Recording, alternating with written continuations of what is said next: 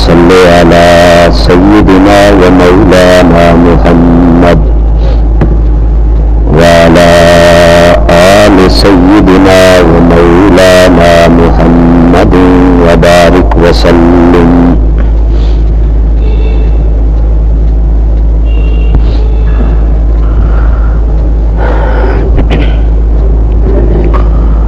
سورت کوثر کی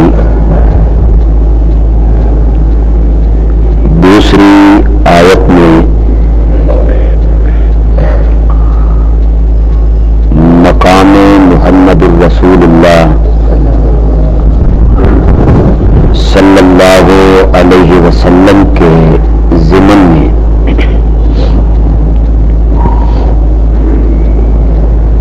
امام الانبیاء خاتم النبیین حضرت سیدنا محمد الرسول اللہ صلی اللہ علیہ وسلم کو حکم دیا جا رہا ہے فَصَلِّ لِرَبِّكَ وَانْحَرْ، کہ آپ نماز اپنے رب کے لیے پڑھیں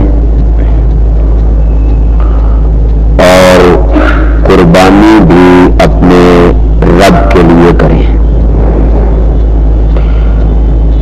یعنی قولی، بدنی اور مالی عبادت صرف اور صرف اپنے رب کے لیے ہو.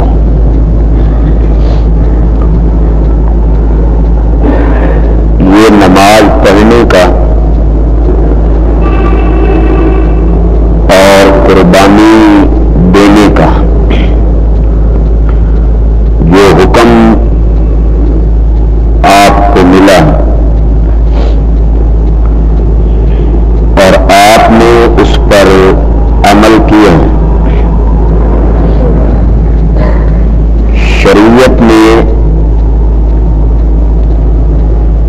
یہ حکم امت پر بھی لاگو کیا کہ وہ نماز پڑھیں اور قربانی ذبح کریں.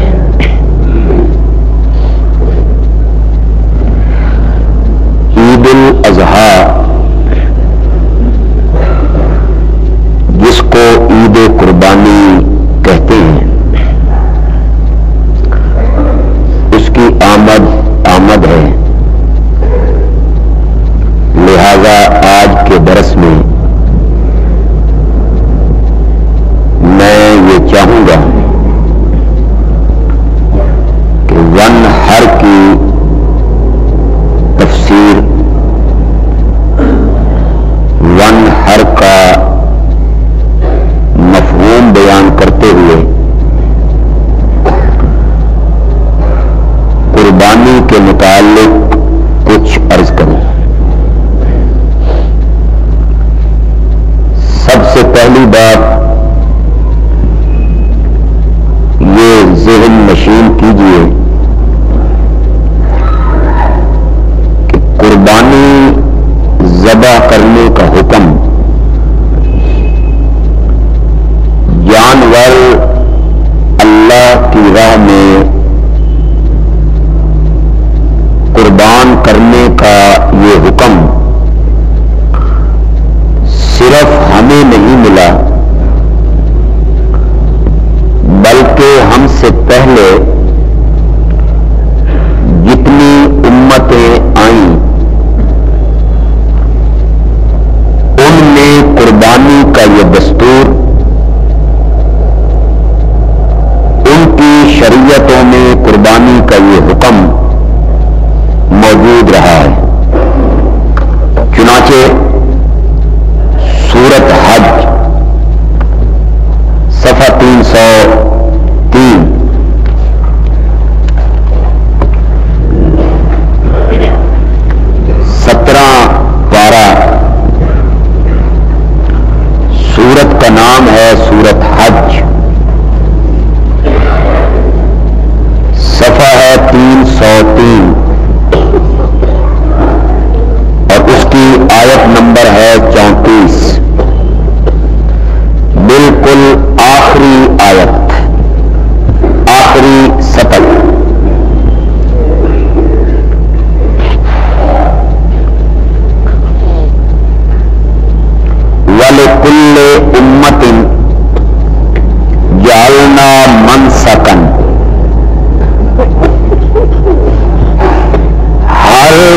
उम्मत के लिए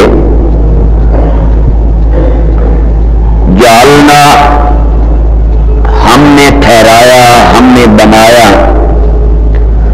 मनसकन कुर्बानी का दस्तूर, कायदा। मनसक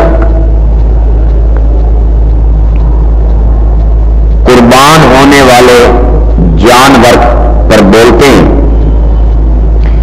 फिर ये कभी कभी इबादत के मफहूम में भी इस्तेमाल होता है।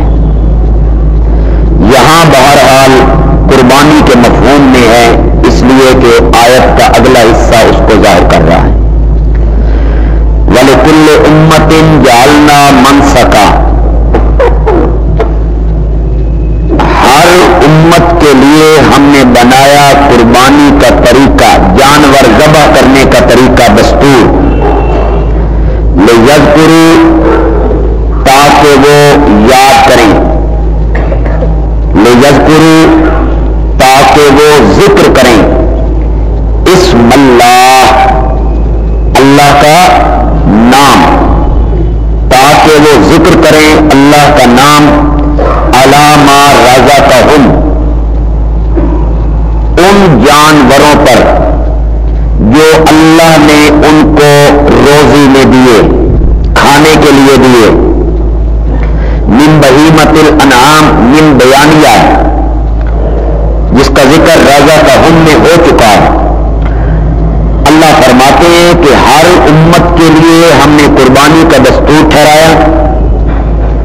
हुक्म हमने ये दिया कि जो जानवर हमने तुम्हें दिए हैं, जो जानवर हमने तुम्हें अता किए हैं, उनको ज़बह करते हुए उन पर अल्लाह का नाम लो, यानी बिस्मिल्लाह अल्लाहु अकबर कह के उनको ज़बह करो। लेकिन आप महसूस करें, अल्लाह ने एक बड़ा अजीब सी बात दरमियान में कही, अला मा रज़क़हुम, जो जानवर हमने दिए हैं, जो जानवर हमने तुम्हें दिए हैं, उनको पैदा करने वाले हम, उनको परवान चढ़ाने वाले हम, तुम्हें अता करने वाले हम। ये कह के अल्लाह ये बताना चाहते हैं कि ऐ इंसान, ये जानवर जो तेरी मिल्कियत में है, ये हमने तुझे अता किए हैं, लिहाजा इनको जोरों में आज भी हमारे नाम की दिया कर, इनको कुर्बान भी हमारे नाम पे किया कर। फ़इलाहुकुम इलाहुन वाहिद, बस माबूद तुम्हारा माबूद एक है। ये साथ कह के अल्लाह बताना चाहते हैं कि जानवरों में नजरो नियाज अल्लाह के सिवा औरों के नाम की नहीं देनी चाहिए, कि देने वाला मैं, और मन्नत ये मानी जाए कि बुजुर्गों का उर्स लगेगा तो ये उसकी कब्र पे जाके चढ़ाएंगे, चढ़ावा देंगे। फरमाया नहीं, इलाहुकुम इलाहुन वाहिद, बस इलाह तुम्हारा, माबूद तुम्हारा, माबूद एक है। फलहू अस्लिमू, बस उसी के लिए तुम फर्मा बरदार बन जाओ, उसी के लिए तुम झुकने वाले बन जाओ, उसी के आगे गिड़गिड़ाने वाले बन जाओ। वबश्शिरिल मुख्बितीन, और ऐ मेरे पैगंबर खुशखबरी सुना अल मुख्बितीन, आजजी करने वालों को, झुक जाने वालों को, आजजी करने वालों को खुशखबरी सुना, हमने उनके लिए जन्नत तैयार की है। कौन है आजजी करने वाले? अल्लज़ीना इज़ा ज़ुकिरल्लाह, वो लोग हैं आजजी करने वाले जब उनके सामने अल्लाह का जिक्र किया जाए, जब उनके सामने अल्लाह का नाम लिया जाए, जब उनके सामने अल्लाह की सिफात का जिक्र किया जाए। वाजिलत कुलूबुहुम, धड़कने लगते हैं उनके दिल, बहल जाते हैं उनके दिल। वस्साबिरीना अला मा असाबहुम, आजजी करने वाले लोगों की दूसरी सिफ्त ये है कि उन्हें जो तकलीफें और मुसीबतें जिंदगी में पहुंचती हैं, अस्साबिरीना, वो उन तकलीफों पे क्या करते हैं? सब्र करते हैं। वल मुकीमिस्सलाह, आजजी करने वाले लोग वो हैं जो नमाज को कायम करने वाले हैं। व मिम्मा रज़क़नाहुम युनफ़िक़ून, और आजजी करने वाले वो लोग जिनको हम जन्नत की खुशखबरी दे रहे हैं, वो लोग हैं जो हमारी दी हुई रोजी में से हमारे रास्ते के अंदर है। गोया कि इस کو اللہ نے بیان کیا کہ قربانی کا جو فریضہ ہے اور دستور اور قاعدہ ہے یہ صرف امت محمدیہ پر لاگو نہیں کیا گیا، بلکہ تم سے پہلے جتنی امتیں تھیں، تم سے پہلے جتنی شریعتیں تھیں، یہ قربانی کا دستور ان میں موجود رہا ہے۔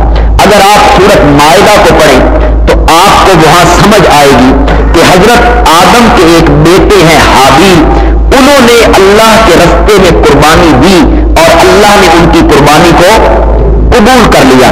قابیل کی نہ قبول ہوئی اور حابیل کی قربانی قبول ہو گئی، تو معلوم ہوتا ہے کہ حضرت آدم کی اولاد سے یہ دستور چلا آ رہا ہے کہ اللہ کے رستے میں قربانی پیش کی جائے۔ چنانچہ جس وقت امت محمدیہ پر یہ لاگو کیا گیا کہ وہ اپنے جانور اللہ کے رستے میں قربان کریں، 10 ذی الحج، 11 ذی الحج، 12 ذی الحج، ان 3 دنوں میں وہ اپنے پیارے اور محبوب جانور اللہ کے رستے میں قربان کریں۔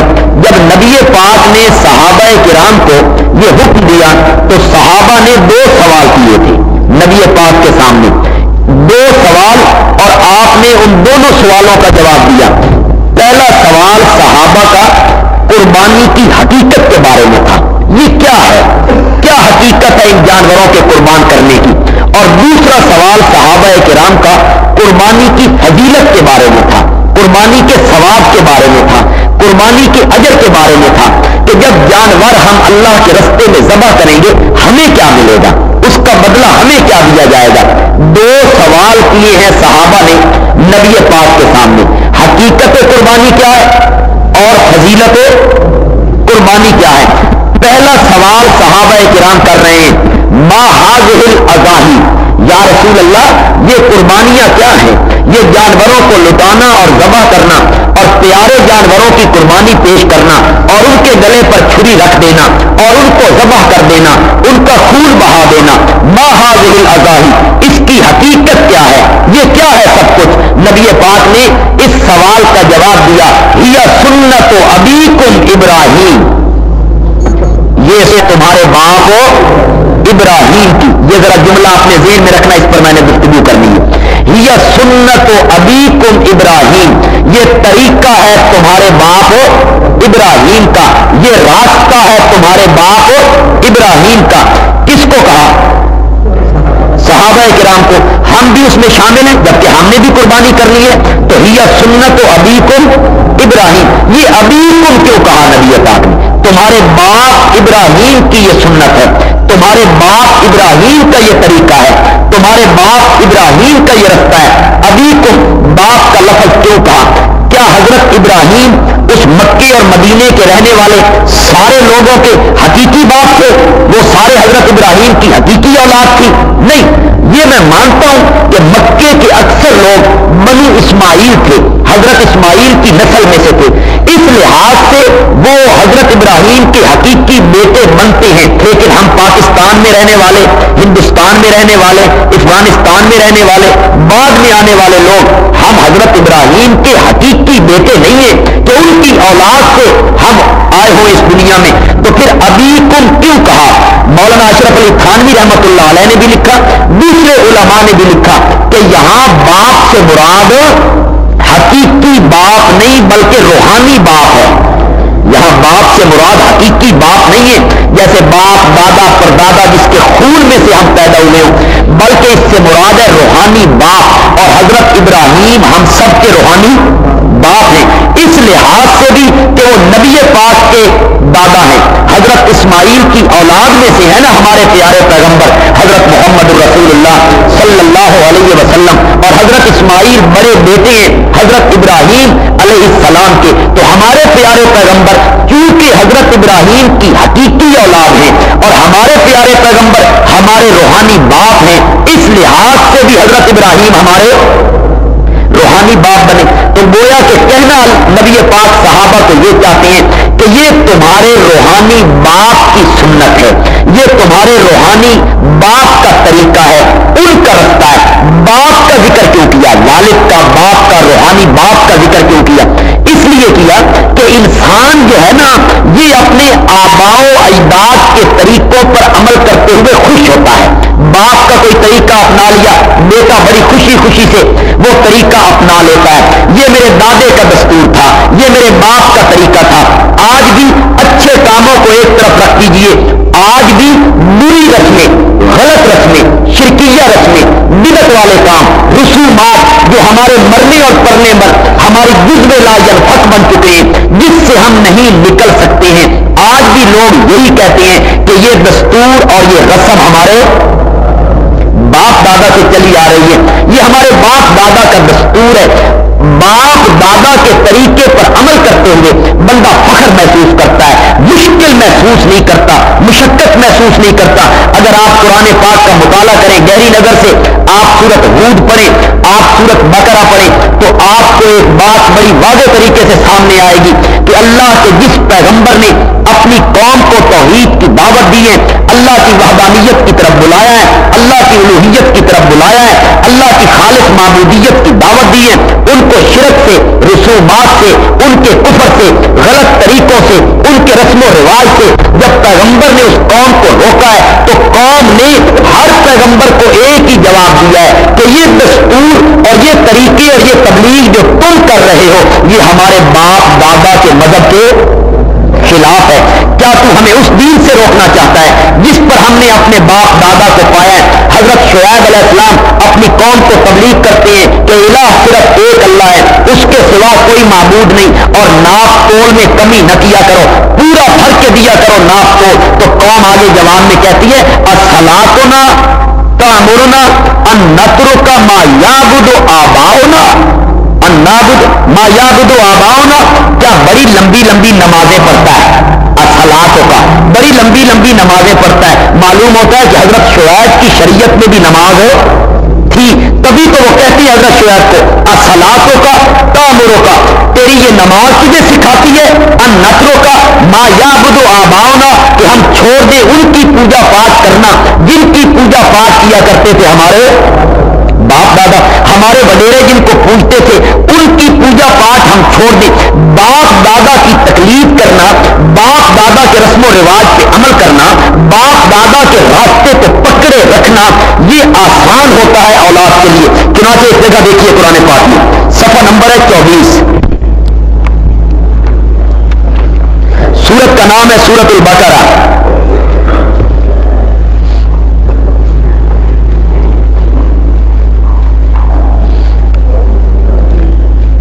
سورت کا نام ہے سورت البقرہ, آیت صفحہ نمبر ہے 24 اور آیت نمبر ہے 170. جس جگہ رکوع کا نشان ہے اس سے 2 سطریں نیچے آ جائیے. 24واں صفحہ ہے, سورت کا نام سورت البقرہ ہے, دوسرا پارہ ہے, آیت نمبر ہے 170. وَإِذَا قِيلَ لَهُمْ, اور جب ان مشرکوں سے اور کافروں سے کہا جاتا ہے, مخالفین سے اور مشرکین سے کہا جاتا ہے اتبعوا, تابعداری کرو, اتبعوا پیروی کرو, ما انزل اللہ, اس چیز کی جو کس نے اتاری, یعنی کس کے پیچھے چلو. قرآن کو دیکھو کہ قرآن کیا کہتا ہے. جب ان مشرکین سے یہ کہا جاتا ہے اتبعوا ما انزل اللہ, پیروی کرو اس چیز کی جو چیز اتاری ہے کس نے, وہ کیا ہے, ایک اللہ کا قرآن ہے اور ایک وہ وحی ہے جو نبی پاک پر اتری ہے, یا نبی پاک کے صحیح ارشادات ہیں, نبی پاک کی سنت ہے, نبی پاک کا اسوہ ہے, نبی پاک کا طریقہ ہے. ان سے کہا جاتا ہے کہ پیروی کرو اللہ کے قرآن کی اور اس وحی کی جو اللہ نے اپنے پیارے پیغمبر پہ اتاری ہے. قالو, تو وہ جواب میں کہتے ہیں بل نتبعو, بلکہ ہم تو پیروی کریں گے, بلکہ ہم تو پیروی کریں گے ما الفینا علیہ آبانا, اس مذہب کی جس پر ہم نے پایا ہے اپنے بزرگوں نے غلط لکھا ہے. یہ بزرگوں کی کتابیں غلط لکھتی ہیں, بزرگ غلط لکھ کے گئے، یہ بزرگوں کو قرآن سمجھ نہیں آیا، بزرگوں کو وہی سمجھ نہیں آئی، آج تمہیں سمجھ آ گئی ہے۔ مال فینا علیہ آبانا، ہم تو پیروی کریں گے اس چیز کی جس چیز پر پایا ہم نے اپنے باپ دادا کو۔ ہر قوم اور ہر طبقے نے، یہ نبی پاک کے زمانے کے مشرکین کی بات ہے، آپ سے پہلے جتنے پیغمبر اس دنیا میں گزرے ہیں، جب انہوں نے حق کی تبلیغ کی اور مشرکین کی عادات اور رسومات پر کاری ضرب لگائی، تو ان لوگوں نے دلیل کے طور پہ یہ کہا کہ جس رستے پر ہم چل رہے ہیں یہ رستہ ہے ہمارے باپ دادا کا، اور قرآن ان کو یہ کہتا تھا کہ باپ دادا کے غلط رستے کی پیروی نہ کرو، پیروی اس چیز کی کرو جو اللہ نے اپنے پیارے پیغمبر پہ نازل کی۔ تو باپ دادا کے دستور اور طریقے پر چلنا بندے کے لیے تھوڑا سا آسان ہوتا ہے، بندہ جلدی چلتا ہے اس طریقے پر، فخر محسوس کرتا ہے کہ میں نے باپ دادے کا دستور اپنایا ہے، میں نے باپ دادے کا نام زندہ رکھا ہے، میں باپ دادے کے قاعدے پہ چل رہا ہوں۔ چنانچہ نبی پاک نے بھی اس اچھی عادت اور عمل کو بیان کرتے ہوئے فرمایا، صحابہ پوچھتے ہیں یا رسول اللہ یہ قربانیاں کیا ہیں، ان کی حقیقت کیا ہے؟ آپ نے فرمایا یہ سنت ابیکم ابراہیم، یہ کوئی پرائی چیز نہیں ہے، یہ تمہارے باپ ابراہیم کی، تاکہ اس کو ذبح کرتے ہوئے آسانی ہو۔ ابراہیم علیہ السلام کی قربانی کیا ہے؟ یہ سنت ابیکم ابراہیم۔ مولانا اشرف علی تھانوی رحمۃ اللہ علیہ نے ایک بہت خوبصورت بات لکھی ہے۔ مولانا اشرف علی تھانوی رحمۃ اللہ علیہ فرماتے ہیں کہ سنت ابراہیم جو قربانی کو کہا گیا ہے، اور آج ہم اپنا جانور اللہ کے رستے میں ذبح کریں گے، گائے ذبح کریں یا دمبا یا مینڈا یا بکرا ذبح کریں گے، مولانا تھانوی رحمۃ اللہ علیہ فرماتے ہیں اللہ تعالی جانور کے ذبح کرنے پر اتنا ثواب دیں گے جتنا ثواب حضرت ابراہیم کو اسماعیل کے گلے پہ چھری رکھنے کا دیا۔ تب وہ کہتی ہے سنت ابراہیم بنتی ہے، یہ سنت ابیکم، ورنہ مطلوب بکرے کی قربانی نہیں تھی اللہ کو، مطلوب جان کی قربانی ہے، جان کی قربانی مطلوب تھی۔ ابراہیم علیہ السلام سے اولاد کی قربانی مانگی، اور حضرت ابراہیم علیہ السلام نے اپنے بیٹے کے گلے پر چھری رکھ دی، چلا دی۔ انہیں کوئی پتہ نہیں تھا کہ جنت سے مینڈا آ جائے گا، جنت سے دمبا آ جائے گا، انہوں نے تو 100% اس یقین سے چھری چلائی تھی کہ بیٹے کی گردن کٹ جائے گی، میں اس کو ذبح کر دوں گا، میں خون بہا دوں گا بیٹے کا۔ بیٹا بھی اکلوتا اور بڑھاپے کی اولاد 90 سال کے بعد ملا تھا، بڑی تمناؤں سے اور آرزوؤں سے اور التجاؤں سے اور منتوں سے ان کو ملا ہے وہ بیٹا، اور آج وہ ان کے ساتھ بھاگنے لگا ہے، اس کے گلے پر چھری رکھ رہے ہیں، اور چھری اللہ اکبر۔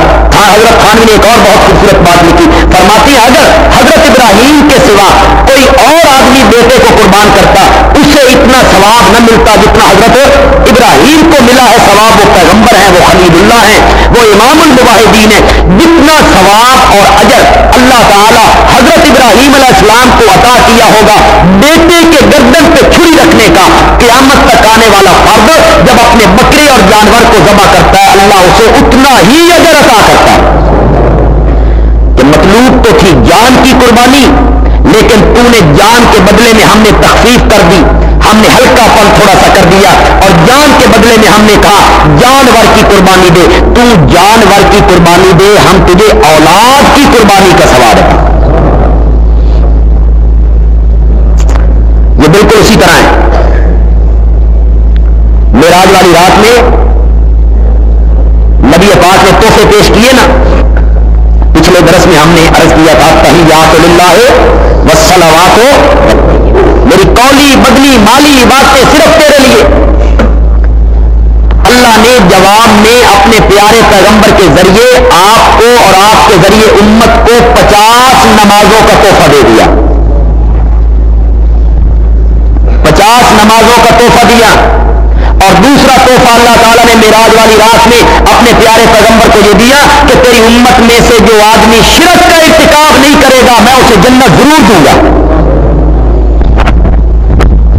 یہ دوسرا تحفہ دیا اللہ نے معراج والی رات میں، 50 نمازوں کا تحفہ اللہ نے دے دیا کہ پڑھو 50 نمازیں 24 گھنٹے میں۔ نبی پاک 50 نمازوں کا تحفہ لے کے واپس آئے، حضرت موسیٰ علیہ السلام سے ملاقات۔ حضرت موسیٰ علیہ السلام نے پوچھا ہاں کیا بنا؟ کہ 50 نمازیں ملی ہیں امت کے لیے، حضرت موسیٰ علیہ السلام نے فرمایا اللہ کے دربار میں جائیے، تخفیف کی درخواست کیجیے، عرض کیجیے کہ کچھ کم کر دیا جائے، آپ کی امت 50 نمازیں نہیں پڑھ سکے گی۔ آپ گئے، تخفیف کی درخواست کی، اللہ نے 50 کی 45 بنا دی، 5 کم کر دی۔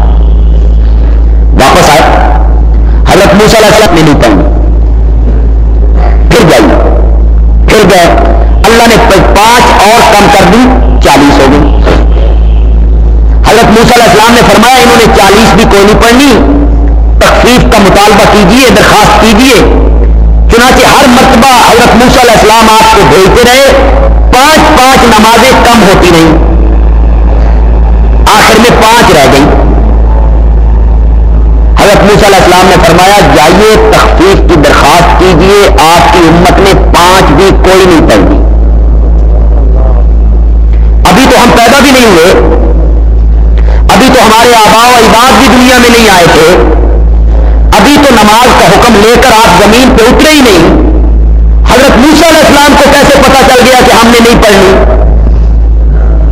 ہمارے یار اور دوست ڈوبتے تو تلکے کا سہارا، وہ یہاں سے حضرت موسیٰ علیہ السلام کا علم غیب ثابت کرتے ہیں کہ حضرت موسیٰ علیہ السلام کو پہلے پتا تھا کہ اس امت نے نہیں پڑھنی، وہ جانتے تھے۔ عجیب دلیل ہے، اس دلیل کا یہ مطلب ہوا کہ حضرت موسیٰ تو جانتے تھے لیکن ہمارے پیغمبر نہیں جانتے تھے۔ حضرت موسیٰ علیہ السلام کا علم ہمارے پیارے پیغمبر سے زیادہ تھا، وہ جانتے تھے اور ہمارے پیارے پیغمبر نہیں جانتے تھے۔ ارے بھائی، اس سے حضرت موسیٰ کا علم غیب ثابت نہیں ہوتا، اس لیے حضرت موسیٰ نے نہیں کہا کہ وہ عالم الغیب تھے، آنے والے حالات کو جانتے تھے، آنے والی باتوں کو جانتے تھے، آنے والے واقعات کو سوائے اللہ کے کوئی نہیں جانتا، کوئی نہیں جانتا کہ کل کیا ہوگا۔ حضرت موسیٰ علیہ السلام کو علم غیب نہیں تھا، حضرت موسیٰ علیہ السلام کو اپنی قوم کا تجربہ تھا، اپنی قوم کا تجربہ تھا، جنہوں نے من حلوہ کھائے اور بادلوں کا اللہ نے ان پر سایہ کیا اور اللہ تعالیٰ نے ان کے لیے سمندر خشک کر دیے، رستے بنا دیے، انعامات کی اللہ نے ان پر بارش برسا دی، اور حضرت موسیٰ علیہ السلام کے ذریعے انہیں حکم دیا ایک گائے ذبح کرو۔ پہلے دن گائے ذبح کر دیتے، نہ کوئی رنگ کی تخصیص تھی، نہ عمر کی تخصیص تھی، کیسی ہو، کتنی قیمت کی ہو، رنگ کیا ہو، پہلے دن ذبح ہو جاتی۔ لیکن آگے سے جواب میں کہتے ہیں کیسی ہو، فرمایا ایسی ہو، تو جواب میں کہتے ہیں رنگ کیسا ہو، اللہ نے فرمایا ایسا ہو، زرد رنگ ہو۔ عمر کیا ہو، فرمایا عمر اتنی ہو۔ آخر میں کہتے ہیں ابھی تک بات تیرے اللہ نے کھولی نہیں ہے، تھوڑی سی وضاحت کر بھائی گائے کیسی ہو۔ گائے ذبح کرنے میں جو ہیل و حجت کرنے لگے 40 سال گزر گئے۔ حضرت موسیٰ علیہ السلام نے فرمایا میری امت من سلوا کھا کے 40 سال تک گائے ذبح نہیں کرتی تھی، آپ کی امت ایک دن میں 50 نمازیں پڑھے گی۔ تجربہ تھا اپنی امت کا، اس کو سامنے رکھ کر یہ کہا کہ تیری امت 5 نمازیں بھی نہیں پڑھ سکے گی، جائیے تخفیف کروائیے۔ نبی پاک نے فرمایا اب جاتے ہوئے شرم آتی ہے، اب جاتے ہوئے شرم آتی ہے۔ مطلب یہ تھا کہ 5 نمازیں کم ہو رہی تھی، 50 کی 45، 45 کی 40، 40 کی 35، 35 کی 30، 5 نمازیں کم کر رہے تھے اللہ۔ اب باقی رہ گئی تھی 5، اب کے جانے کا مقصد کیا تھا کہ یہ 5 بھی ختم کر دی جائے۔ اللہ نبی پاک کہتے ہیں شرم آتی ہے اللہ کے دربار میں جاتے ہوئے، تخفیف کرتے ہوئے، ابھی یہ گفتگو ہو رہی ہے اور اوپر سے اللہ آواز لگاتے ہیں ما یبدل القول لدیّ، بات میرے پیارے پیغمبر ہماری طرف سے نہیں بدلی، ہماری باتیں نہیں بدلا کرتی، بات تیری طرف سے بدل گئی ہے، مولا تیری طرف سے نہیں بدلی۔ 50 کی 45، 45 کی 40، 40 کی 35، 35 کی 30، اور پھر گھٹتے گھٹتے 5، کہاں 50 کہاں 5، اور آپ کہتی ہیں کہ میری طرف سے بات نہیں بدلی، بات تیری طرف سے بدل گئی ہے۔ اللہ نے فرمایا ہاں میرے پیغمبر، تمہارا کام تھا 50 نمازوں کا پڑھنا، یہ تمہاری ذمہ داری تھی، اور میرا کام تھا 50 نمازوں کا ثواب دینا، اجر دینا۔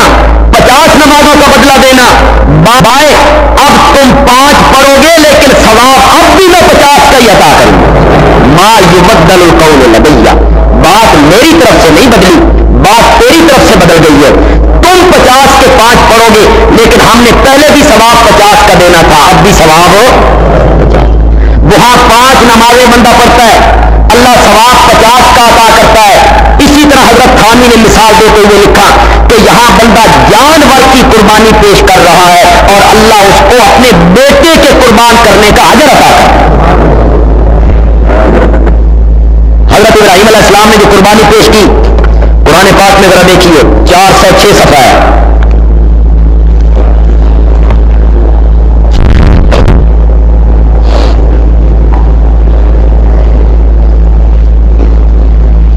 صفحہ نمبر 406، پارہ ہے 23واں،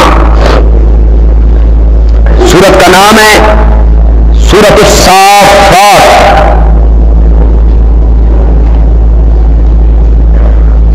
آیت نمبر ہے 100۔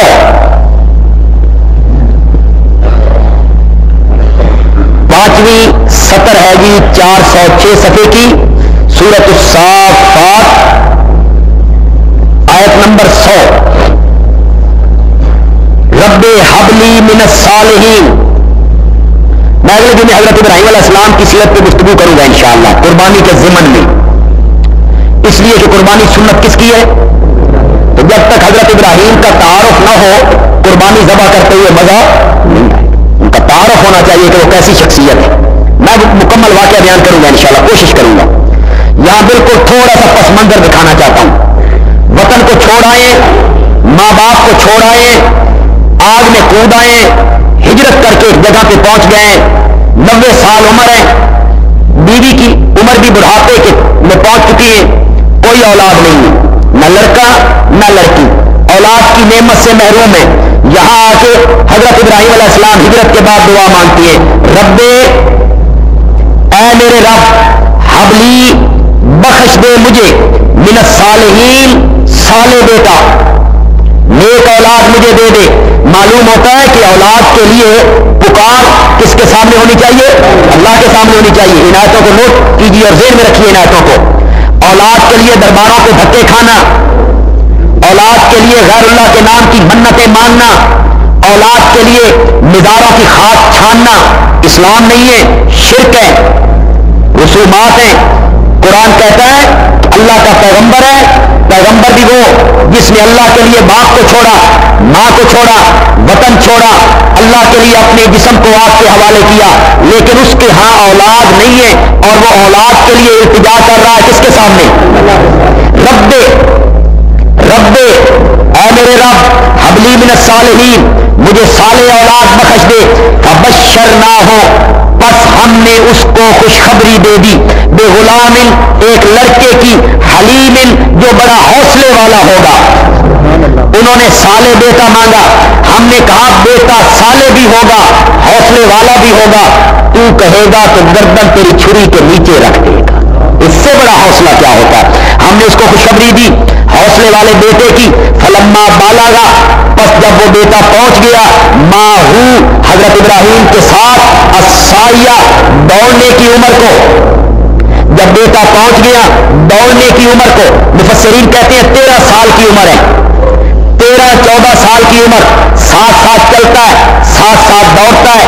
اب باپ کے ہاتھ کی لاٹھی بن رہا ہے، پہلے باپ اسے چلانے والا تھا، اب یہ باپ کا ہاتھ پکڑنے کے قابل ہوا، اس جوانی کے قریب پہنچا۔ کالا، حضرت ابراہیم نے ایک دن کہا، یا بنیا، اے میرے پیارے بیٹے، انی ارا فی المنام، بے شک میں نے دیکھا ہے فی المنام، نیند کے اندر میں نے دیکھا ہے خواب میں، انی اذبحک، کہ میں تجھے ذبح کر رہا ہوں، میں نے خواب دیکھا ہے کہ میں تجھے ذبح کر رہا ہوں۔ فانظر ماذا ترا، پس تو دیکھ تیری کیا رائے ہے؟ اس لیے کہ معاملہ یک طرفہ نہیں، معاملہ دو طرفہ ہے۔ میں نے ہاتھ میں چھری پکڑنی ہے، تو نے میرے سامنے گردن رکھنی ہے، معاملہ دو طرفہ ہے، تیری رائے بھی ضروری ہے۔ فانظر، تو سوچ تیری رائے کیا ہے، کیا خیال ہے تیرا؟ میں نے خواب میں دیکھا ہے۔ ضمن ایک بات کہنا چاہتا ہوں، یہ انبیاء کی خصوصیت ہے کہ انبیاء کا خواب جو ہوتا ہے وہ وہی ہوتا ہے۔ انبیاء کا خواب کیا ہوتا ہے؟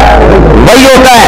ورنہ آج ہم میں سے آپ میں سے کوئی بندہ خواب میں دیکھے وہ اپنے بیٹے کو ذبح کر رہا ہے، اس پر ضروری نہیں ہے کہ وہ اپنے بیٹے کو ذبح کرے، اس لیے کہ عام آدمیوں کا خواب دلیل نہیں ہوتا، حجت نہیں ہوتا، قطعی نہیں ہوتا، خواب دلیل کے طور پر پیش نہیں ہوتا. کسی ولی کا، کسی پیر کا، کسی شہید کا، کسی صالح کا، کسی عالم کا، کسی بزرگ کا، کسی کے استاد کا، کسی صحابی کا، حضرت علی کا، حضرت عمر کا، حضرت عثمان کا، حضرت صدیق اکبر کا، عائشہ صدیقہ کا، کسی کا خواب دین میں بطور دلیل پیش ہو. یاد رکھ لو مسئلے. لوگ جو برگلاتے ہیں وہ خواب بیان کرتے ہیں، فلاں معاملہ اس طرح ہوا، پھر فلاں کو خواب آیا، نبی پاک نے خواب میں یوں کہہ دیا.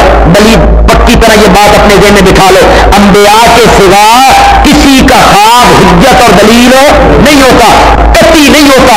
قطعی اگر ہوتا ہے خواب تو وہ کس کا خواب ہے؟ اس کے بعد آپ کے سامنے کوئی روایت بندہ پیش کرے، کوئی دلیل پیش کرے اور اس میں لکھا ہوا ہو کہ فلاں آدمی روضہ رسول پہ آیا، پھر نبی پاک فلاں آدمی کے خواب میں آئے، اس بندے کو خواب آیا اور خواب میں یوں واقعہ ہو گیا، تو آپ کہیں گے انبیاء کے سوا کسی کا خواب دلیل کے طور پر پیش نہیں کیا جا سکتا. میاں اپنے مسلک پہ دلیل پیش کرنی ہے تو قرآن سے لاؤ یا نبی پاک کا فرمان لاؤ یا امام ابو حنیفہ رحمۃ اللہ علیہ کا قول لے کے آؤ یا صحابہ کا اجماع لے کے آؤ. یہ خواب تو کسی کا حجت نہیں ہوتا سوائے انبیاء کے. میں نے دیکھا، میں تجھے ذبح کر رہا ہوں، بس تو دیکھ ماذا کرا، تیری کیا رائے ہے؟ کالا، بیٹا بھی تو اسماعیل تھا نا جو حضرت ہاجرہ کی گود میں پلا ہے، حضرت ہاجرہ کی گود میں پلا ہے. کالا، کہنے لگے حضرت اسماعیل، یا آباتی، اے میرے ابا جی، اے میرے ابا جان، افعل ما تؤمر، کر گزریے ما تؤمر، جس کا آپ کو حکم دیا گیا. خواب میں جس بات کا آپ کو حکم دیا گیا کر گزریے. رہ گئی میری بات ستاجدونی، یقیناً آپ مجھے پائیں گے انشاءاللہ. کتنا سمجھدار بیٹا ہے، یہ نہیں کہتا میں صبر کروں گا بابا، میں حوصلہ کروں گا، میں نہیں. شریعت میں میں نہیں چلتی، یہاں آج بھی چلتی ہے. حضرت اسماعیل کہتے ہیں آپ یقیناً مجھے پائیں گے انشاءاللہ، اگر میرے اللہ نے چاہا تو، من الصابرین، صبر کرنے. میرے بابا جی آپ دیکھیں گے میں کس طرح صبر کرتا ہوں، میرے اللہ کی مدد اور توفیق میرے شامل حال ہی، آپ مجھے صبر کرنے والا پائیں گے. بابا کر گزریے جس کا آپ کو حکم دیا گیا. اللہ میری دھرتی پہ قربانی مانگتا ہے. قربانی تو ہمیشہ محبوب چیزوں سے مانگی جاتی ہے، محبوب چیزوں کی مانگی جاتی ہے، اور اگر اللہ میری قربانی مانگتا ہے تو میں یہ کیوں نہ سمجھوں کہ اس دھرتی پر اللہ کو مجھ سے پیارا بندہ نظر ہی کوئی نہیں آیا. میں سب سے زیادہ پیارا نظر آیا ہوں اپنے اللہ کو کہ میری قربانی اللہ نے مانگی ہے، میں محبوب تھا اللہ کا، میری قربانی مانگی آپ کر گزریے. فلما اسلما، پس جب دونوں اسلما مطیع ہو گئے، اسلام سے اسلما، اسلام، اسلام کا معنی کیا ہے؟ یہ جو ہمارا مذہب ہے اسلام اور ہم میں مسلم، اسلام کا معنی ہے سپرد کرنا، جسے پنجابی میں کہتے ہیں سونپ دینا. یہ شے میں کہنا سپرد کرنا. مسلم اسلام والا، اس کا مطلب یہ ہے کہ اس نے اپنی ہر چیز اللہ کو سونپ دی. میری جان، میرا مال، میرا گھر، میری اولاد، میرے ماں باپ، میرے رشتے دار، میری جائیداد، کوئی چیز حقیقی طور پر میں مالک نہیں ہوں، یہ ساری کی ساری کس کی ہے؟ یہ اسلام کا معنی ہے، سپرد کر دینا، سونپ دینا. فلما اسلما، بس جب دونوں مطیع ہو گئے، دونوں نے اپنی اپنی چیز اللہ کو سونپ دی. وَتَلَّهُ لِلْجَبِينِ، اور حضرت ابراہیم نے لٹایا اپنے بیٹے کو للجبین، کروٹ کے بل. یہ چہرے کے دو حصے، اس کو جبین کہتے ہیں، کروٹ کے بل. جس طرح جانور کو لٹایا جاتا ہے، انہوں نے لٹایا اور چھری پھیرنے کے قریب ہوئے. یہ ساری آگے باتیں بنائی، لوگ چھری چلاتے تھے، نہیں چلتی تھی، پتھر کو تیز کرتے تھے. بیٹے نے کہا جی آپ اپنی آنکھوں پہ پٹی باندھ لیں گی، شاید آپ کو ترس آ رہا ہو، اپنی اپنی آنکھوں پہ پٹی باندھے انہوں نے آنکھوں پٹی. یہ حضرت ابراہیم علیہ السلام کی بزدلی کی دلیل ہے. اس میں پیغمبر کی پوزیشن خراب ہوتی ہے کہ ان کا دل نہیں کرتا تھا, انہوں نے پٹی باندھ لی. بیٹا کہتا ہے جی پٹی باندھ لیجئے. نہ انہوں نے چھری پتھر کے تیز کی, نہ کوئی انہوں نے پٹی باندھی, نہ کوئی قرآن اس کی طرف اشارہ کرتا ہے. قرآن کہتا ہے کہ جب جانور کی طرح انہوں نے اپنے بیٹے کو لٹایا اور عزم بے جزم کر لیا, بیٹے کے گردن پہ چھری چلانے کی کوشش کی, نہ دئی نہ ہو, ہم نے اوپر سے آواز دی یا ابراہیم قد صدقت الرؤیا, اے ابراہیم تو نے اپنا خواب سچا کر دکھایا. اللہ تو نیتوں کا جاننے والا تھا نا, اللہ تو نیت دیکھ رہا تھا حضرت ابراہیم کی کہ یہ اب چھری چلانے والے ہیں. نادینا یا ابراہیم, ہم نے آواز دی اے ابراہیم قد صدقت الرؤیا, آپ نے اپنا خواب سچا کر دکھایا. انا کذالک نجزی المحسنین, ہم اسی طرح بدلہ دیا کرتے ہیں نیکی کرنے والوں کو, ہم اسی طرح بدلہ دیا کرتے ہیں. انا ھذا لہو البلاء المبین, بے شک یہ انا ھذا, بے شک یہ واقعہ, کیا واقعہ, اسماعیل کو لٹانا, اسماعیل کو لٹانا اور چھری کا ہاتھ میں پکڑ لینا اور ذبح کرنے کے لیے تیار ہو جانا اور عزم بے جزم کر لینا. انا ھذا, بے شک یہ واقعہ, لہو البلاء المبین, یہ امتحان تھا بڑا واضح. بلا میں نا آزمائش, بلا میں نا امتحان, جانچ, آزمائش, بڑا امتحان تھا. وفدیناہ بذبح عظیم, اور ہم نے بدلے میں دے دیا اس ابراہیم کو ایک ذبیحہ عظیم, جنت سے دمبا بھیج دیا, جنت سے ہم نے ایک دمبا بھیج دیا, اس کو ذبح کر لو. ابراہیم تجھے اسماعیل کو ذبح کرنے کا ثواب عطا. حضرت ابراہیم علیہ السلام نے عزم بالجزم کر لیا تھا اپنی اولاد کو قربان کرنے کا. ذرا تصور کیجئے, تصور کیجئے, اپنے بیٹے, اکلوتے بیٹے کو اللہ کے نام پہ قربان کرنے کا عزم بالجزم کر لیا تھا. یہ تو ہم نے مہربانی کی کہ ان کو آواز لگا کے کہا کہ آپ امتحان میں پورے اترے, 100 میں سے 100 نمبر لے کر آپ پاس ہو گئے. یہاں ایک بات کہنا چاہتا ہوں ضمن ذرا توجہ کیجیے اس بات پر. جو کوئی حضرات نئے آئے ہمارے ساتھ, جو مسلکاً تعلق نہیں رکھتے ہیں یا انہیں ورگلایا جاتا ہے کہ یہ گستاخ ہیں, منکر ہیں, بے ادب ہیں, وہ جو میری بات ذرا توجہ سے سنیں گے. یہ پرچے ہوتے ہیں, امتحان ہوتا ہے, یہ میٹرک کے بچے امتحان دیں گے. ہمیشہ ممتحن جو ہوتا ہے, امتحان لینے والا, پرچہ بنانے والا, پرچہ بنانے والا کہتا ہے ہم نے پرچہ بڑا آسان بنایا ہے. لیکن طالب علموں سے پوچھا جائے تو وہ ہمیشہ کہتے ہیں کہ پرچہ بڑا مشکل تھا. اس لیے کہ امتحان لینے والا اپنے دماغ کے مطابق پرچہ بناتا ہے, اس کا علم زیادہ ہوتا ہے, اپنے دماغ کے مطابق اس کو وہ پرچہ مشکل نظر نہیں آتا. اس کائنات میں جتنے امتحان ہوتے ہیں, امتحان لینے والا کہتا ہے پرچہ آسان ہے, لیکن امتحان دینے والے کہتے ہیں پرچہ بڑا مشکل ہے. لیکن یہ واحد امتحان تھا کائنات میں جو حضرت ابراہیم کا اللہ نے لیا, جس میں امتحان لینے والا کہتا ہے پرچہ بڑا مشکل تھا. ان ھذا لہو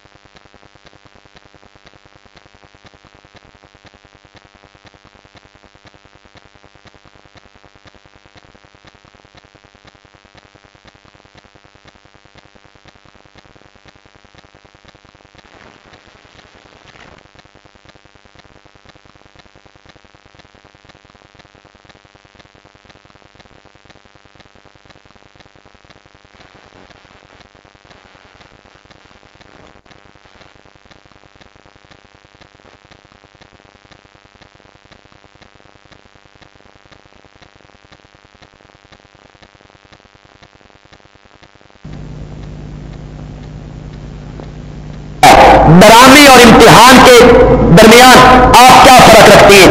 امتحان یہ ہوتا ہے کہ امتحان دینے والے کو آنے والے حالات کا پتہ نہیں ہوتا، اس کو پیپر کا پتہ نہیں ہوتا، نتیجے کا پتہ نہیں ہوتا۔ امتحان یہ ہوتا ہے کہ اسے آنے والے حالات کا پتہ نہیں ہوتا۔ اور ڈرامہ کیا ہوتا ہے؟ ڈرامے میں کردار ہوتے ہیں، کرداروں کو یہ پتہ ہوتا ہے کہ میں نے یوں کرنا ہے، تو نے یوں کرنا ہے، آگے جا کے میں نے یوں کرنا ہے اور تو نے آگے جا کے یوں کرنا ہے۔ ڈرامے میں آنے والے حالات کا پتہ ہوتا ہے، اس فنکار کو علم ہوتا ہے۔ امتحان میں آنے والے حالات کا پتہ نہیں ہوتا۔ اور لوگوں، اگر یہ بیٹے کے گلے پہ چھری رکھنا حضرت ابراہیم کا امتحان تھا، اور قرآن اس کو کہتا ہے ان ھذا لہو البلاء المبین، کہ یہ بڑا واضح اور کھلم کھلا امتحان تھا، تو پھر ماننا پڑے گا کہ حضرت ابراہیم کو آنے والے حالات کا پتہ وہ نہیں جانتے تھے کہ اس کا نتیجہ کیا نکلنا ہے۔ اگر نتیجے کا پہلے پتہ ہو تو وہ امتحان نہیں بنے گا، کیا بنے گا؟ ڈرامہ بن جائے گا۔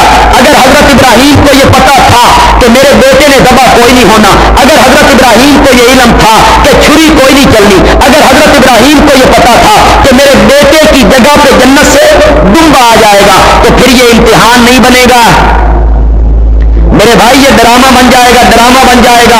اگر یہ کہو گے کہ پیغمبر کو آنے والے، چلو چھوڑیے اس بات کو، آپ جتنے لوگ بیٹھے ہیں 15ویں صدی ہے، ہم دین سے بہت دور نکل آئے، اگر آپ میں سے جتنے لوگ یہاں بیٹھے ہو، اگر آپ میں سے کسی شخص کو اللہ تعالیٰ کسی ذریعے اطلاع دے دے کہ صبح کے ٹائم تم اپنے بیٹے کو عیدگاہ میں لے کے آ جا، تو نے چھری ساتھ لانی ہے، بیٹے کو تیار کر کے لے آ، تو نے صرف بیٹے کو لٹانا ہے، چھری نے چلنا چلنا کوئی نہیں ہے، ہم اس کی جگہ پہ جنت سے ایک دمبا بھیج دیں گے، تو یہ امتحان دینے کے لیے تو آپ بھی تیار ہیں۔ اس میں حضرت ابراہیم کا کوئی کمال ہے؟ اس میں کیا کمال ہے؟ اگر حضرت ابراہیم کو پہلے پتا تھا کہ بیٹے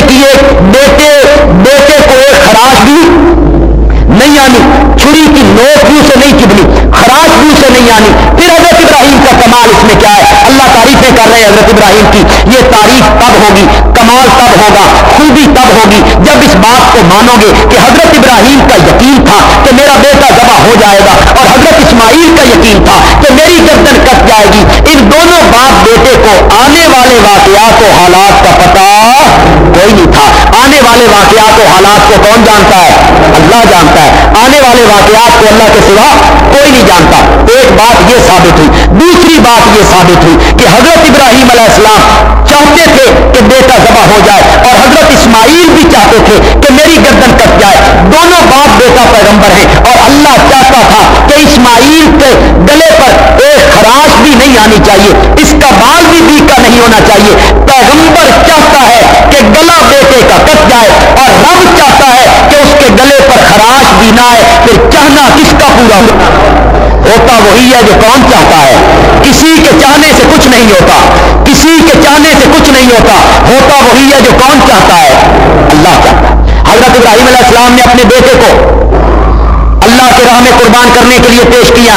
حضرت تھانوی کہتے ہیں کہ آج اس کے بدلے میں جانور قربانی کے طور پہ لوگ ذبح کرتے ہیں۔ اللہ فرماتے ہیں مطلوب تو جان کی قربانی تھی، لیکن ہم نے معراج والی رات کی طرح 50 کی 5 نمازیں بنا کے کی قربانی لے کر، اللہ فرماتے ہیں اتنا ہی ثواب دوں گا جتنا حضرت ابراہیم کو بیٹے ذبح کرنے کا ثواب دینا تھا۔ لیکن یہ کب؟ جب تیرا عزم حضرت ابراہیم کے مطابق ہو، جب تیرا عقیدہ حضرت ابراہیم کے مطابق ہو، جب تیرا ارادہ حضرت ابراہیم کے ارادوں کے مطابق ہو، جب کہ تیرا نظریہ حضرت ابراہیم کے نظریے کے مطابق ہو۔ وہ سورۃ حج میں غالباً اللہ تعالیٰ فرماتے ہیں لن ینال اللہ لحومها ولا دماؤها، تمہاری قربانیوں کا گوشت مجھ تک نہیں آتا، تمہاری قربانیوں کا خون بھی مجھ تک نہیں آتا۔ لن ینال اللہ لحومها ولا دماؤها، تمہاری قربانیوں کا گوشت مجھ تک نہیں آتا، تمہاری قربانیوں کا خون بھی مجھ تک نہیں آتا۔ گوشت تم کھاؤ، مہربانی دیکھو اللہ کی، سبحان اللہ، مہربانی دیکھو، گوشت تم کھاؤ، سارا رشتہ داروں میں بانٹ دو، سارا دوستوں میں بانٹ دو، سارا محتاجوں میں بانٹ دو، تجھے کلی اختیار ہے گوشت پر، تو مالک ہے اس گوشت کا، سارا گھر میں رکھ لے کوئی گناہ نہیں، سارا دوستوں کو کھلا دے کوئی گناہ نہیں، سارا اٹھا کے غریبوں کو دے دے کوئی حرج نہیں۔ ہاں مستحب اچھی بات یہ ہے 3 حصوں میں تقسیم کر لو، ایک حصہ گھر والوں کے لیے، ایک حصہ دوست رشتہ داروں کے لیے، اور تیسرا حصہ غریبوں کے لیے۔ لیکن یہ ذہن میں رکھیے بات، قربانی ہمیشہ وہی لوگ کرتے ہیں جو سال کے دوران گوشت کھاتے رہتے ہیں، صاحب استطاعت ہوتے ہیں، طاقت والے لوگ ہوتے ہیں، مالدار لوگ ہوتے ہیں، ان کو توفیق اللہ نے دی ہے، سال کے دوران بھی وہ گوشت استعمال کرتے ہیں۔ لیکن آپ کے اڑوس پڑوس میں، ارد گرد آپ کے محلے میں ایسے گھرانے بھی ہوں گے جنہوں نے سارا سال گوشت کی بوٹی نہیں دیکھی، غربت ہے، نمک مرچ سے وہ روٹی کھاتے ہیں، لسی سے وہ روٹی کھا لیتے ہیں، غربت ہے۔ لہذا ایسے مواقع پر جب اللہ نے وافر تعداد میں آپ کو گوشت عطا کیا ہے، اسے بجائے فریزر میں رکھنے کے غریبوں میں تقسیم کیجئے، اسے اپنے فریزوں میں مت سجائیے۔ اللہ تو آپ کو ویسے بھی سال کے دوران گوشت دیتا رہتا ہے، آپ صاحب استطاعت ہیں، غریبوں کا خاص خیال رکھیے۔ اس موقع پر اللہ نے فرمایا تمہاری قربانیوں کا گوشت مجھ تک نہیں پہنچتا، تمہاری قربانیوں کا خون بھی مجھ تک نہیں پہنچتا، خون بھی وہی رہ گیا، گوشت بھی تمہارے سپرد ہو گیا، وَلَٰكِن يَنَالُهُ التَّقْوَىٰ مِنكُمْ، اللہ فرماتی ہے مجھ تک تو تمہارے دل کا تقویٰ پہنچتا ہے، مجھ تک تو تمہارے دل کی حالت پہنچتی ہے، مجھ تک تو تمہارے دل کا تقویٰ پرہیزگاری پہنچتی ہے۔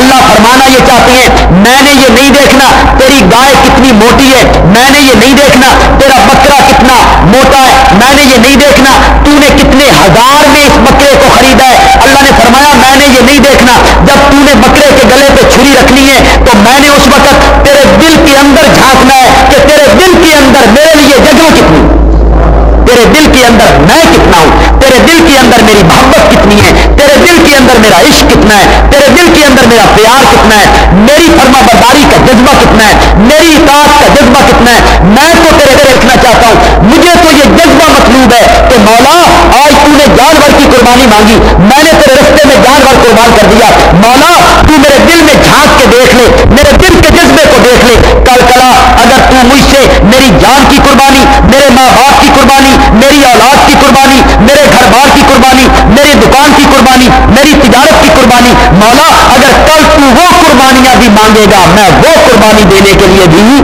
اللہ فرماتے ہیں مجھے یہ جذبہ چاہیے جو جذبہ حضرت ابراہیم کے دل میں موجود تھا۔ انہوں نے مال میرے لیے قربان کیا، وطن میرے لیے قربان کیا، گھر بار میرے لیے قربان کیا، اولاد کے گلے پہ چھری رکھنے کے لیے تیار ہو گئے۔ جب یہ حالت بندے کی ہوگی، یہ عزم بھی جزم بندے کے دل میں آئے گا، اللہ فرمائے گا اس ارادے کے ساتھ جب تو جانور ذبح کرے گا میں تجھے بیٹے کے ذبح کرنے کا ثواب عطا کروں۔ اللہ فرماتے ہیں تقویٰ چاہیے، تقویٰ کیا ہے جی؟ آخر میں ایک آیت دیکھتے ہیں، صفحہ نمبر 58 جی، صفحہ نمبر 58 جی،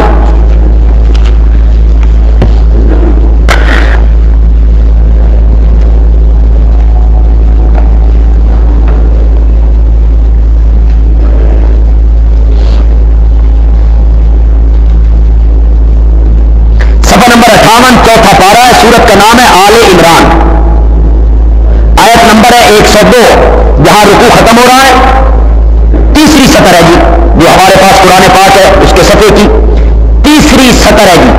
یا ایھا الذین آمنوا، اے ایمان والو، اتقوا اللہ، اللہ سے ڈرو، حق تقاتہ، جس طرح حق ہے اس سے ڈرنے کا، تقوی اختیار کرو، تقوی پرہیزگاری، جس طرح حق ہے متقی بننے کا، جس طرح حق ہے پرہیزگار بننے کا، ولا تموتن، اور مت مرو، لا تموتن، اور مت مرو، الا وانتم مسلمون، مگر اس حالت میں مرو کہ تم کیا ہو؟ مسلم کا معنی میں نے کیا کیا تھا؟ سب کچھ اللہ کے سپرد کرنا، میرا کچھ نہیں ہے، میرا سب کچھ کس کا ہے؟ اللہ کا ہے۔ یہ جو ہے یا ایھا الذین آمنوا اتقوا اللہ، اے ایمان والو اللہ سے ڈرو حق تقاتی، جس طرح حق ہے اس سے ڈرنے کا، تقوی اختیار کرو جس طرح حق ہے تقوی اختیار کرنے کا۔ وہ کیا ہے تقوی؟ غور کرنا ذرا، وہ کیا ہے تقوی؟ جس تقوی کا حکم دیا جا رہا ہے کہ تقوی اختیار کرو، ڈرو، پرہیزگاری اختیار کرو، کیا ہے وہ تقوی؟ اس کو آیت کے دوسرے حصے میں اللہ نے خود بیان کر دیا، فرمایا تقوی اس کا نام ہے لا تموتن الا وانتم مسلمون۔ تقوی یہ ہے کہ ساری زندگی اس طرح گزار کہ تو میرا فرما بردار ہو، تجھ پر موت آئے اس حالت میں کہ تو میری بات کو ماننے والا ہے۔ ولا تموتن الا وانتم مسلمون، موت تک میرا فرما بردار ہے، اپنا سب کچھ میرے سپرد کر دے، اپنا سب کچھ میرے حوالے کر دے، اس کا نام ہے تقوی۔ اور اللہ فرماتے ہیں جب تو قربانی کا جانور ذبح کرتا ہے تو میں تیرے دل کے تقوی کو دیکھتا ہوں، اور تقوی کی تعریف کیا ہے کہ سب کچھ کس کے سپرد کر دو۔ یہ دیکھیں غم کی خبر سنیں تو شریعت نے کیا حکم دیا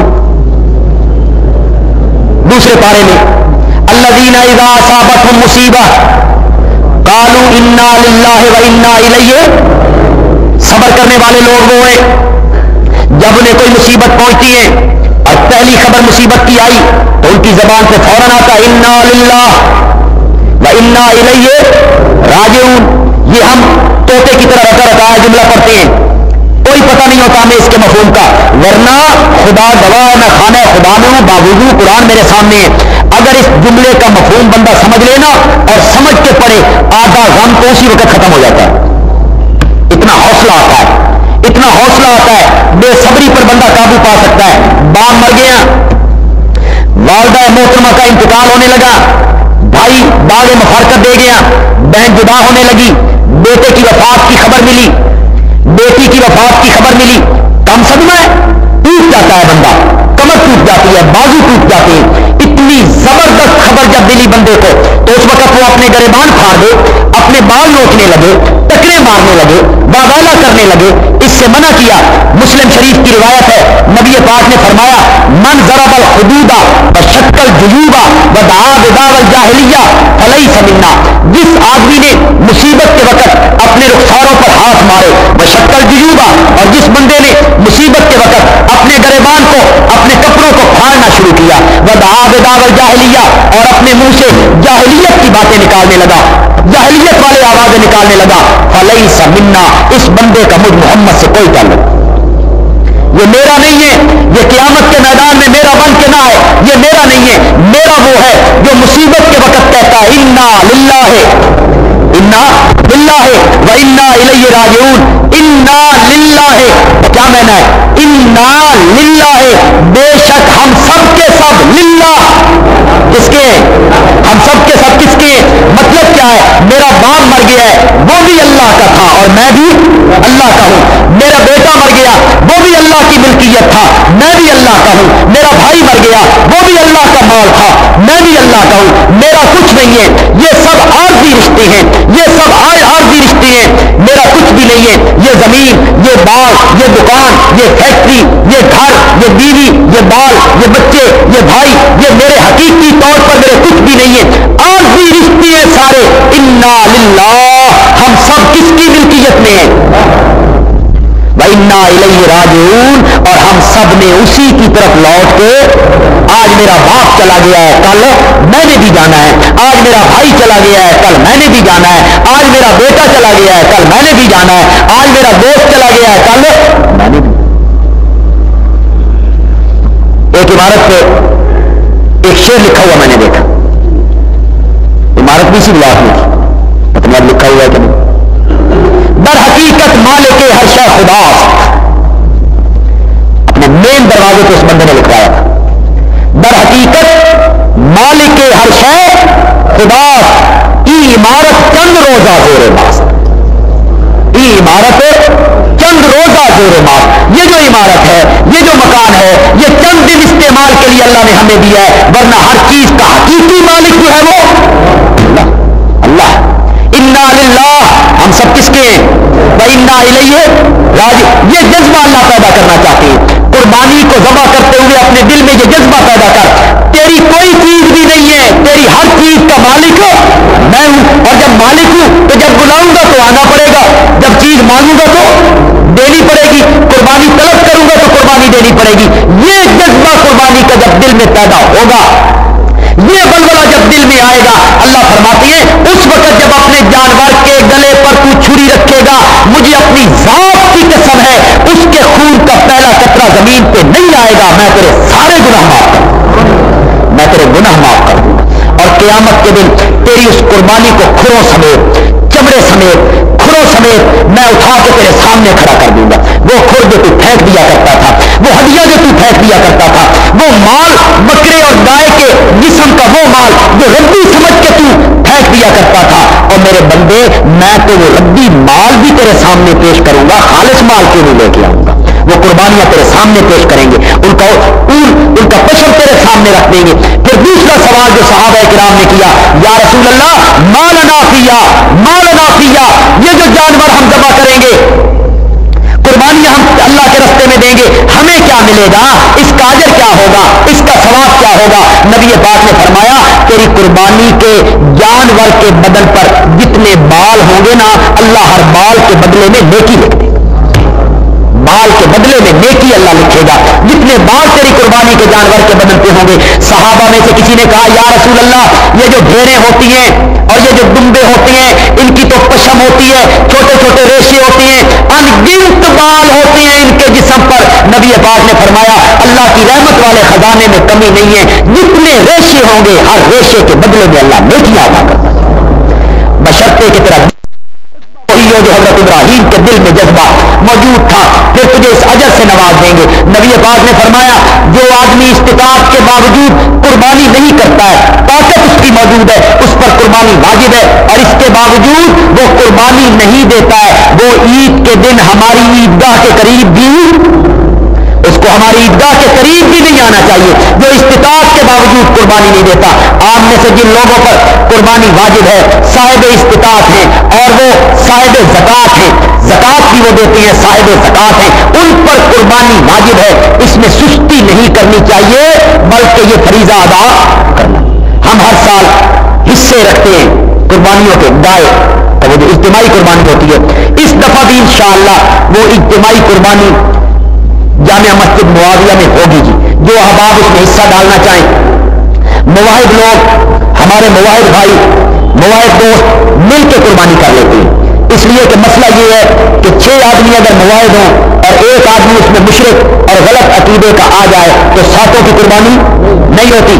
اس لیے محلوں میں ملنے کی کوشش مت کیجیے، یہ رابطہ ہمارے ساتھ رکھیے تاکہ مواحدین اکٹھی قربانی کریں، اس میں کوئی غلط عقیدے کا بندہ موجود نہ ہو. 1500 روپیہ آپ ہی حصہ جمع کروا دیں گی. یہاں امام صاحب کو جمع کروا دیں، اوپر دفتر میں جمع کروا دیں یا معاویہ مسجد میں جمع کروا دیں. 1500 روپیہ فی حصہ. اس دن کچھ زیادہ ہو گئے تو آپ سے لے لیں گے، اگر آپ کے پیسے بچ گئے تو اس دن آپ کے پیسے واپس کر دیے جائیں گے. فی الحال آپ 1500 روپئے کے حساب سے اپنی قربانی کا حصہ جمع کروائیں اس اجتماعی قربانی میں تاکہ مواحد اجتماعی قربانی کریں. ایک اپیل، یہ جو قربانی کی کھالیں ہوتی ہیں یہ ایک مصرف ہے مدارس کا. میں پہلے اس لیے کہہ رہا ہوں، میری عادت نہیں ہے یہ کہنے کی، پہلے اس لیے کہہ رہا ہوں کہ بعد میں کچھ لوگ کہتے ہیں جی ہم نے تو وعدہ کر لیا جی فلاں کے ساتھ، وعدہ کر لیا جی فلاں کے ساتھ. میں کہنا آپ کو یہ چاہوں گا، آپ ہمارے مواحد دوست ہیں، آپ ہمارے جماعتی ساتھی ہیں، قربانی کی کھال کا وعدہ آپ کسی سے نہیں کریں گے، یہ آپ نے جامعہ ضیاء العلوم کے لیے دیں.